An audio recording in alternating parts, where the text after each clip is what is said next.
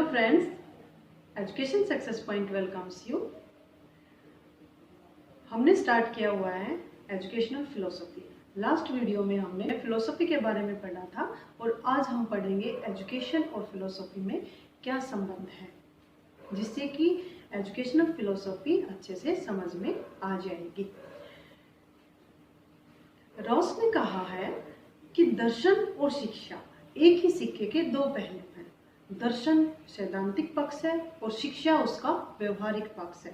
अब इस चीज को अगर हम जान जाते हैं कि कैसे दर्शन सैद्धांतिक पक्ष है और शिक्षा उसका व्यवहारिक पक्ष है, तो हमें इन दोनों के बीच का संबंध भी समझ में आ जाएगा और हम एजुकेशनल फिलोसफी को भी समझ जाएंगे। Firstly we should know about the element of philosophy.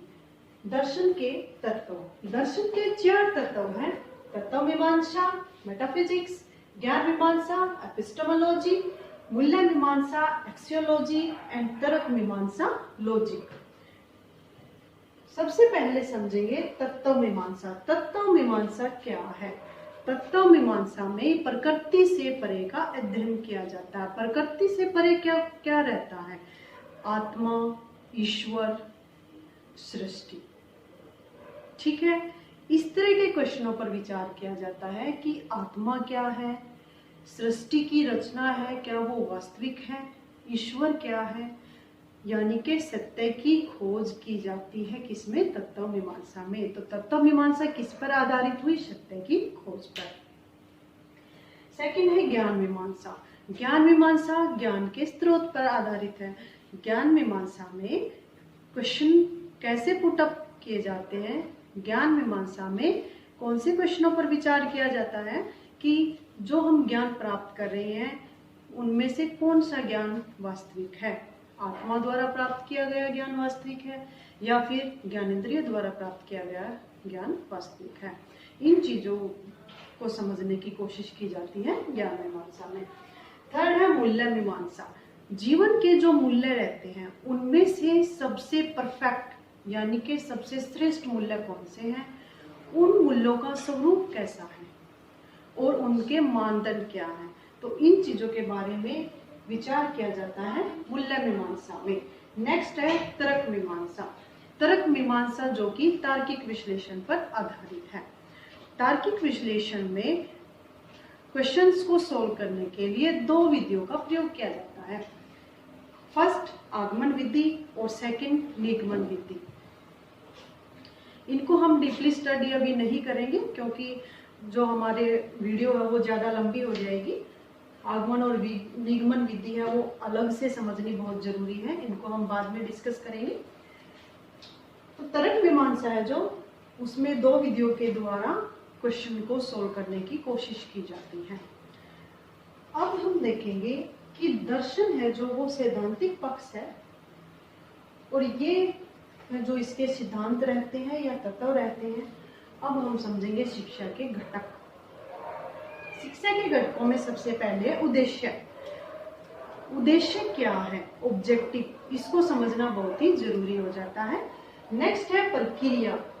उद्देश्य निर्धारित करने के बाद हम प्रोसेस स्टार्ट करते हैं। और थर्ड रहता है करिकुलम। तो उससे रिलेटेड हमारा करिकुलम भी होता है जिसका हम इम्प्लीमेंट करते हैं। फोर्थ है शिक्षण विधियां।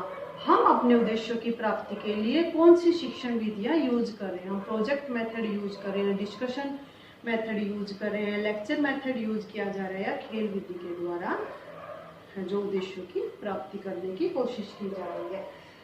नेक्स्ट है अध्यापक छात्र भूमिका, यानी कि अध्यापक और छात्र दोनों में कैसा संबंध है? क्या दोनों ही एक्टिव रहते हैं या सिर्फ अध्यापक लेक्चर देता है और छात्र सुन रहा होता है? तो उन दोनों के बीच के रिलेशनशिप को भी समझने की बहुत जरूरत होती है। नेक्स्ट है स्कूल प्रबंधन।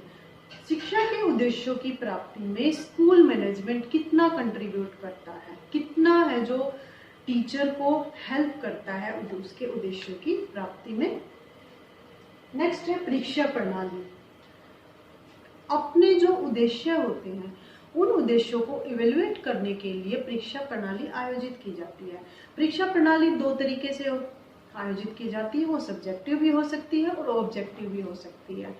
ठीक है, तो इसके द्वारा हम ये जानने की कोशिश करते हैं कि हमने अपने उद्देश्यों को कितना प्राप्त किया है और कहाँ पर है जो हमारी वीकनेस रही है उनको कैसे इम्प्रूव किया जाता है। ठीक है, तो परीक्षा प्रणाली के द्वारा हम खुद को इवेलुएट करने की कोशिश करते हैं, अपने उद्देश्यों की प्राप्ति हम कहाँ तक कर पाए ये जानने की कोशिश करते हैं।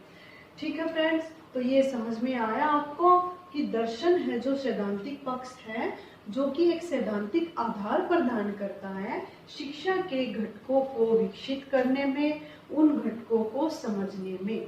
इस तरह से दर्शन और शिक्षा एक दूसरे पर आश्रित हैं, एक दूसरे से संबंधित हैं। तो एजुकेशनल फिलोसॉफी को समझने के लिए इन दोनों का संबंध था जो वो समझना बहुत जरूरी था। आपको समझ में आया होगा। अगर आपका कोई डाउट रहता है तो आप कमेंट करके मुझे ज़रूर बताएं, और मेरी लास्ट वीडियो है जो उनको ज़रूर देखें, क्योंकि नहीं तो ये टॉपिक समझ में नहीं आएगा आपको। ठीक है फ्रेंड्स, तो आज के लिए इतना ही। वीडियो को ज़्यादा से ज़्यादा शेयर करें, लाइक करें और मेरे चैनल को सब्सक्राइब करें। Okay friends, thank you.